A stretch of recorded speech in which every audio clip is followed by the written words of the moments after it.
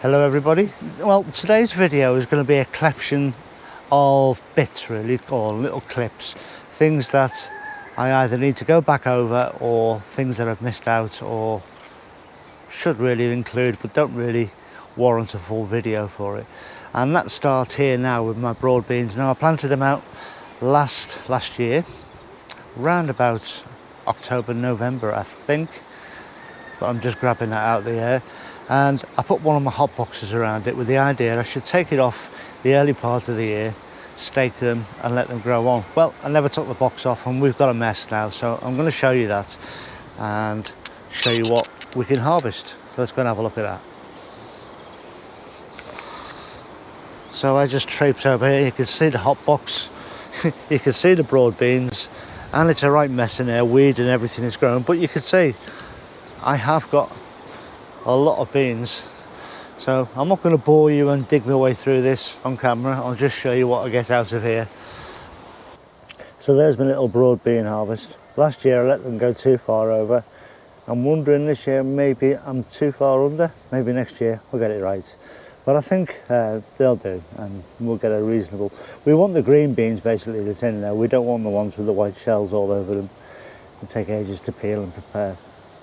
So I'm just inside the large polytunnel and I wanted to show you this window opener that I've got on the door, and if I just gently spin you around while I'm talking, you can see there was some concern from one user, I think it was David, about this sticking in the way, and as luck would have it, I've got a tape measure here and you can see how far it's sticking out.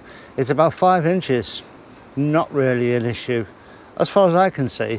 You know, I think you can get around that. If you want the window, then a 5-inch protuberance like that isn't going to harm you. And here we go, openers wide open, doing their job. Very pleased.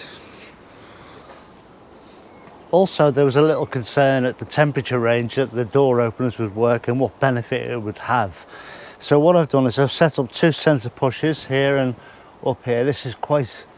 It's about 8 inches from the top there, and this one's down at waist height. And my door opener on the window over there is roughly at chin height, thereabouts, chin head height. And what I have noticed through the last few days, at the hottest part of the afternoon, when I'm not actually in the tunnel and away home, all the doors are closed, it gets up to about 30 degrees in here, then they open and the temperatures settle. But I've noticed that between the 2 sensors, there's about 1.5 degrees of difference between up here where it's warmer and down here where it's a little bit cooler. But after that, the temperature equals out across the whole tunnel. There's enough flow through of air between both doors to cool it significantly that it makes a real difference. And I don't think, and I know David's got the best of intentions because I've known him for a long time, I don't think there's any necessity to go for one of these top of the tunnel mounted special things. I think nice and cheap, double spring door openers on your doors like this, they're not going to get in the way if you fit them right, and they're going to do the job, as this has actually proved for me. So I'm very happy about that. I just wanted to show you that and sort of update it if you like. So this here on the front of my plot is my good compost heap, and this is the one I use fairly regularly, although this one is not quite completed yet and needs capping and properly mixed up. But we'll go and have a look at the bad compost heap. So this is my bad compost area. I've got it all mostly contained with tin, and there are big logs in there this thick, branches of trees, rose cuttings that, you know, covered in thorns, all that sort of thing. And as you can see from all this rubbish all around it, all the perennial and horrible weeds, it all goes onto this heap.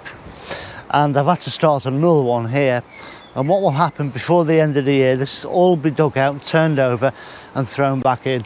All these nettles I'm going to cut down and make a nettle tea from, and I've got various patches of them around the plot. There's some over there around the tunnels. They'll all be cut down and I'll make a nettle tea, so I'm getting goodness from them. But all the rubbish goes in here, and I don't intend to use this for a good 4 or 5 years yet. And last week on Tony's Live, I made a bit of a flippant comment where I was talking about rust affected foliage on some plants, whereas I said, you know, I compost it or I burn it.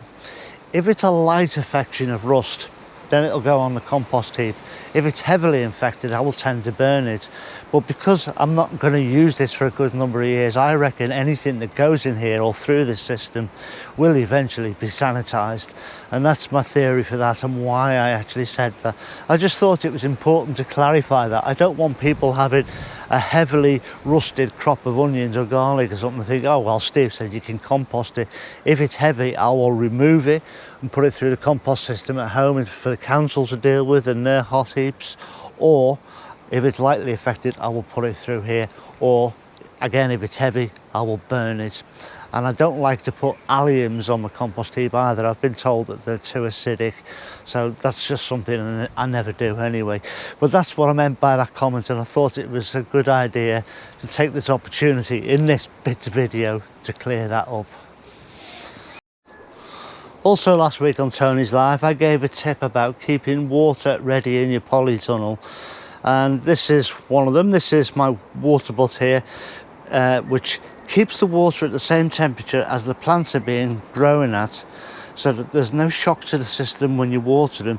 I mean, I could use a hose pipe and spray these plants down, which would be fine, but for the fact that we know that tap water coming can be quite cold, so there'll be a little bit of a shock and maybe even a little bit of a knock, especially on really hot days.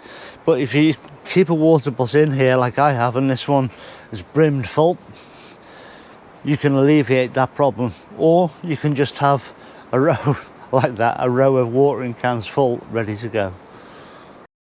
These are my main Crimson Crush plants. You can see they're doing really well. They're about 3 foot tall now. We have got fruit on now, so this will be ripening up when it's ready. In the meantime, down below, these are the remainder of the side shoots that were put straight into the soil.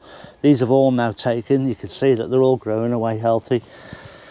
But there's a lot of side shoots on the plants. I'm now going to strip all those and put them all the way down this front edge. There will be extra plants that I'm going to use elsewhere on the plot. So we'll get that done. So just by taking the side shoots off, plonking them into the soil there, I've got about an extra 20 plants, and they'll all go in a small tunnel, and these will take about 10 days to take, and in about 2 weeks I'll be planting them out in the other tunnel.